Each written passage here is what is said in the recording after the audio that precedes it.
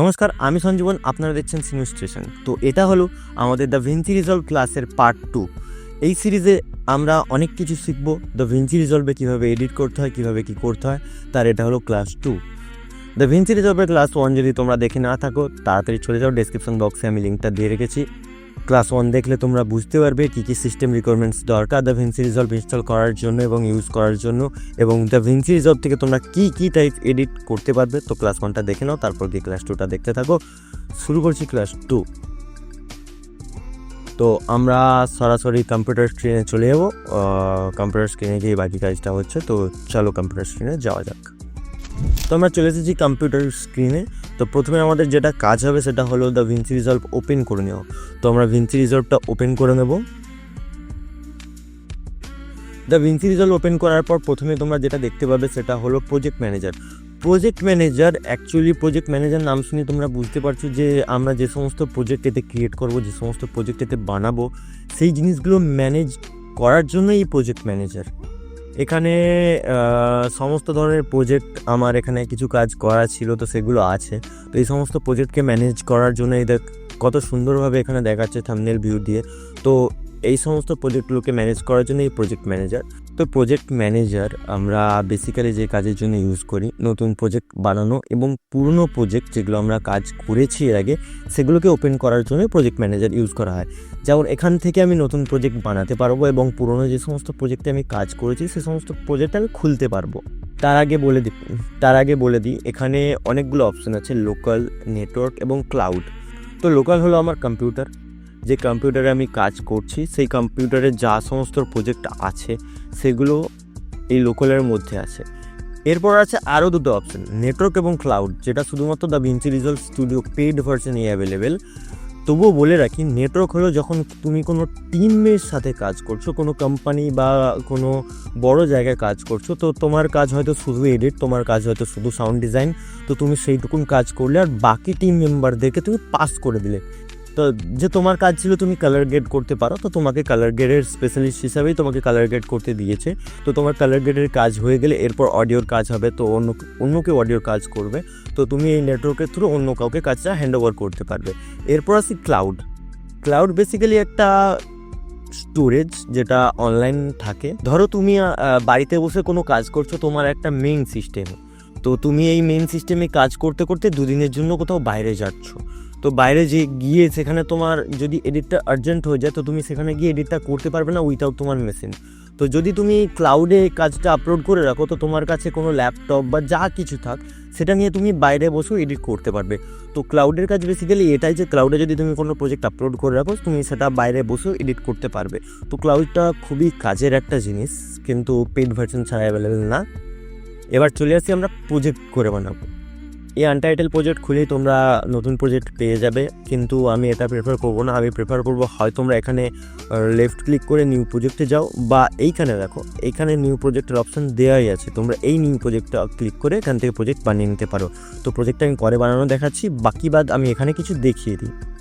তো এখানে একটা সুইচের মতো আছে, দেখতে পাচ্ছ, শো হাইড প্রজেক্ট লাইব্রেরিজ। তো এটা যদি আমার এটা হাইড করা আছে, আমি যদি অন করে দিই, এখানে তোমরা লোকাল ডেটাবেস দেখতে হবে। অ্যাকচুয়ালি এটাই আমার কম্পিউটার, এখানেই লোকাল ডেটাবেসটা লোকাল, এরপরে নিচে নেটওয়ার্কে কিছু থাকলে নেটওয়ার্ক এবং ক্লাউডে কিছু ক্লাউড থাকলে সেগুলো ক্লাউডে দেখিয়ে দেয়। তো এই জায়গাটাতে তোমার লোকাল, নেটওয়ার্ক এবং ক্লাউড তিনটে জিনিস তুমি দেখতে পাবে। তো এটা আমি অন করে রাখি না, বিকজ আমার এটা কাজে লাগে না, তো আমি অফ করে রেখেছি, এটা আমি বন্ধ করে রাখি। এবার এখানে দেখতে পাচ্ছ তোমরা আমার কয়েকটা প্রজেক্ট রয়েছে, তার মাঝে রয়েছে একটা টাইটেল প্রজেক্ট, একটা ফাইলের মতো অপশান। তো এই ফাইলটা আমি বানিয়েছি কীভাবে? এই ফাইলটা আমি বানিয়েছি, এইখানে একটা দেখো প্লাস আইকন রয়েছে, এই প্লাস আইকনটা ক্লিক করলে আমি এখান থেকে একটা ফোল্ডার ক্রিয়েট করতে পারবো, যার ভিতরে আমি নানান ধরনের কাজ করতে পারবো। ধরো আমি বেসিক্যালি এই কাজটা টাইটেলের জন্য করে রেখেছি, কারণ এখানে আমার অনেক প্রজেক্ট রয়েছে, আমি টাইটেলের জন্য আলাদা করে প্রজেক্ট বানিয়ে রেখেছি। ধরো তুমি 3-4টে স্টুডিওর কাজ করো, 3-4টে স্টুডিওর কাজ করতে গিয়ে তোমার মাঝে মধ্যে ভুলে যাও, ধরো একই ক্লায়েন্টের নাম 2-3বার আসে, তো তুমি স্টুডিওর নাম দিতে পারো, স্টুডিও লাইটস, কালার কপি, বা এইভাবে তুমি কয়েকটা ফোল্ডার বানালে কয়েকটা স্টুডিওর, তো সেই ফোল্ডারের ভিতরে সেই স্টুডিওর কাজগুলো থাকলো, প্রজেক্টগুলো থাকলো, সেক্ষেত্রে তোমার ইজি হবে কাজগুলো ম্যানেজ করতে, কাজ করতে। তো সেই জন্যই এই ফোল্ডারটি দেওয়া রয়েছে। আর এখানে একটা অপশান রয়েছে যে থাম্বনেলগুলো শো হচ্ছে এর উপরে, সেই থাম্বনেলগুলোকে বড় বা ছোট করার। তো এটা রয়েছে এখানে। এরপর রয়েছে name, date modified, timelines, format. এটা অ্যাকচুয়ালি ভিউ। তো আমরা যেভাবে দেখছি, এটা যদি ধরো এটা আমার নতুন করা প্রজেক্ট, এর আগের প্রজেক্ট এইভাবে প্রজেক্টগুলো পড়ে রয়েছে। তো এটা আমার বেসিক্যালি টাইমের উপর দেওয়া রয়েছে, টাইম এবং ডেটসের উপর। এবার যদি তুমি ABCD ফরম্যাটে চাও তাহলে নেম, ফরম্যাট এখান থেকে ইজিলি তোমরা চেঞ্জ করতে পারবে। এরপর এটা আমার থাম্বনেল ভিউ রয়েছে, এটাকে আমরা লিস্ট ভিউ আনতে পারি, কিন্তু লিস্ট ভিউটা আমি বেশি প্রেফার করি না, কারণ থাম্বনেল দেখতে পেলে আমাদের এটা ইজি হয়ে যায়। তাদের নাম আমাদের মনে থাক বা না থাক, থাম্বনেল দেখে একটা মনে থেকেই যায় যে হ্যাঁ এটা এই ক্লায়েন্টের কাজ। তো যাই হোক, আমরা এখান থেকে যদি কোনো প্রজেক্ট ওপেন করি সেটা ওপেন করতে পারবো। আমি প্রথমত নিউ প্রজেক্ট বানিয়ে নেবো, একটা নিউ প্রজেক্ট ক্রিয়েট করবো। ক্লাস 2 নামে আমি একটা নিউ প্রজেক্ট ক্রিয়েট করলাম। প্রথম দিনকে আমি বলেছিলাম যে আমি তোমাদেরকে এই পেজ আর এই পেজ, মানে মিডিয়া পেজ এবং কাট পেজ সম্পর্কে তোমাদেরকে কম কিছুই বলবো, বেশি কিছু বলবো না, কারণ এগুলো খুব একটা ইম্পর্টেন্ট না। তবু আমি বলে রাখি, মিডিয়া পেজে কিছু কাজ আছে যেগুলো আমি মিডিয়া পেজ বা কাট পেজ থেকেই করি, কারণ ওটা এডিট পেজে খুব ভালোভাবে করা যায় না। তো এডিট পেজে আমাদেরকে এডিট করতে হয়। তো এডিট পেজে এডিট করার জন্য আমাদেরকে এখানে ফটোজ, ভিডিওস, আমাদের প্লাগইন, অ্যাডসেটস বা যে সমস্ত মিউজিক আছে সেগুলোকে আনতে হবে। তো আমরা এখানে সেই মিউজিক আনবো কীভাবে? তো আনার জন্য সবথেকে বেস্ট অপশন হচ্ছে ড্র্যাগ অ্যান্ড ড্রপ। তো ড্র্যাগ অ্যান্ড ড্রপ করার জন্য বেসিক্যালি তোমাদেরকে ফাইলস খুলে নিতে হবে। আমি একটা ফাইলস খুলে নিচ্ছি যে কোনো। তো দেখো আমি এখানে একটা ফাইল খুলে নিয়েছি। এবার এই ফাইলটাকে আমি এখানে টানতে গেলে এই যে ফাইল আছে, আমাকে এখান থেকে ভিডিও আমি কিছু নিয়ে নেব। ধরো আমি এখান থেকে কয়েকটা ভিডিও আমি এখানে just drag and drop, it's clear. But এখানে কিন্তু সব ভিডিওই মাস্টার্স বলে যে আছে এইখানেই ঢুকলো। এবার এই যে ভিডিও, এই ভিডিওর জন্য আমি ফোল্ডার বানাতে চাই। তোমাদের কাজগুলো ঠিকঠাকভাবে করতে গেলে প্রত্যেকটা একটা করে ফোল্ডার বানিয়ে রাখতে হবে, যেমন ভিডিওসের জন্য ভিডিও, তারপর অডিওসের জন্য অডিও। তো ফোল্ডার বানিয়ে রাখলে তোমাদের কাজটা খুব ইজিলি হয়ে যায়। তো আমি ফোল্ডার কীভাবে বানাবে সেটা দেখিয়ে দিই। তো এখানে যে কোনো একটা ফাঁকা জায়গায় এই যে নিউ বিন, Ctrl+Shift+N, যে কোনো ফাঁকা জায়গায় এখানেও করতে পারো বা এখানেও করতে পারো। তো এখানে গিয়ে তোমরা নিউ বিনে ক্লিক করবে। নিউ বিনে ক্লিক করার পর VIDEOS ভিডিওস আমি নাম দিয়ে দিলাম। এবার তোমরা ডিরেক্টলি এখানেও ভিডিওটা আনতে পারো, বা যদি তোমরা এখানে ভুল করে, যেমন আমি টেনে ফেলেছি, তো আমি এই ভিডিওগুলোকে কীভাবে এর ভিতর ঢোকাবো? তো আমি এখান থেকে শিফট টিপে এত দূর অব্দি সিলেক্ট করলাম, সিলেক্ট করে এই ভিডিওর উপর ঢেলে দিলাম। তো দেখতে পাচ্ছ এই যে ভিডিওসের উপর মাস্টারের নিচে ভিডিওস, এই অপশানটা এসে গেল। তো আমরা এখানে আরেকটা ফাইল ক্রিয়েট করবো। তো ফাইল ক্রিয়েট করার জন্য আমরা দেখেছিলাম Ctrl+Shift+N। তো Ctrl+Shift+N টিপবো। এখানে Ctrl+Shift+N টিপলে আমাদের আরেকটা বিন এসে গেলো। এই বিনটার নাম দিলাম AUDIO, অডিও। তো পেছন দিকের এলসিটা চার্জ নেই, এলসিটা অফ হয়ে গেছে। তো আমরা ক্লাস কন্টিনিউ রাখবো। অডিওতে আমরা যাব। তো আমি কিছু অডিওস খুঁজে নিই যেগুলো আমি ইউজ করব তোমাদেরকে দেখাতে। অবভিয়াসলি নন কপিরাইট ইউজ করব, কিন্তু আমি দেখিয়ে দিই কীভাবে তোমরা অডিও ইম্পোর্ট করবে। তো এখানে একটা ফোল্ডার রয়েছে আমার, আমি বিএওয়ারি বলে ফোল্ডার বানিয়ে রেখেছি, বিএ। তো ওখানে আমার কিছু অডিও ফরম্যাটে আছে, কিছু ভিডিও ফরম্যাটে আছে।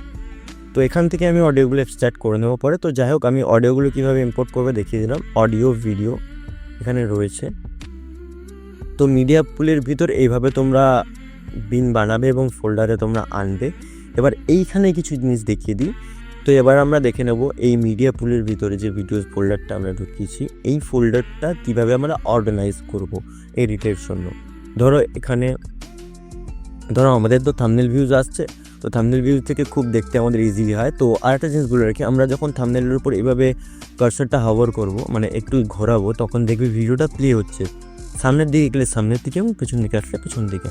তো যাই হোক, এখানে দেখতে পাচ্ছ তোমরা একটা অন্য রকমের ভিউজ আসছে, আর এটা ডিটেল ভিউজ আসছে, যে এখান থেকে আমরা প্রত্যেকটা ভিডিওর অডিও ফরম্যাট কোন ফোল্ডারে রয়েছে, কি এর অডিও কোডেক, সব কিছু এখান থেকে আমরা ডিটেলসে দেখতে পাচ্ছি। আর এখান থেকে যদি আমাদের কোনো নেম সার্চ, কোনো ফাইলের নাম্বারিং তোমরা খুঁজে পাচ্ছ না, তো নাম্বারিং দেখে সার্চ করে নিতে পারো ইজিলি। আর এখানে রয়েছে আমরা সেই একই জিনিস কীভাবে ওগুলোকে দেখব, সেটা ফাইল নেম বা ক্লিপ নেম টাইপ হিসাবে থাকতে পারে, এফপিএস হিসাবে দেখতে পারি, যে 100 FPS ভিডিওগুলো আমাদের উপরে আসুক, 50 FPS ভিডিওগুলো নিচে আসুক, সেভাবে আমরা দেখতে পারি। তো যাই হোক, এই জায়গা থেকে আমরা বেরিয়ে গিয়ে তোমাদেরকে এখন দেখাই যে এখানেও একটা বাটন রয়েছে। এই বাটনটা যদি আমরা অফ করে দিই তাহলে কিন্তু এই মাস্টার্সের এই জায়গাটা বন্ধ হয়ে যাচ্ছে, এই জায়গাটা বন্ধ হচ্ছে, চালু হচ্ছে। আর এখানে রয়েছে লিঙ্ক ক্লিপস, এটা আমি পরে কোনো দিন দেখাবো। আর এখানে রয়েছে ট্রান্সক্রাইব, এটাও পরে কোনো দিন দেখাবো, আজকের ফেলে সেটা থাক, পরে দেখানো যাবে। আর এখানে দেখে নাও এই যে মিডিয়া পুল রয়েছে, এটা বেসিক্যালি মিডিয়া পুল, আর এটা টাইম লাইন, এই জায়গাটা টাইম লাইন, এটা মিডিয়া পুল, এটা আমাদের এটা আমাদের এডিটের প্রোগ্রাম মনিটর। আর এই জায়গাটা রয়েছে ইন্সপেক্টর মেটার, এটা মানে এই জায়গা থেকে আমরা সেটিংসগুলো চেঞ্জ করবো। যাই হোক, তো প্রথমে বলে দিই মিডিয়া পুলের পাশে রয়েছে এফেক্টস। তো দেখো, আমরা যদি প্রথম মিডিয়া পুলটা আমাদের খোলা রয়েছে, আমরা যদি এফেক্টসে ট্যাপ করি তো এফেক্টসটা এই জায়গাতেই খুলছে।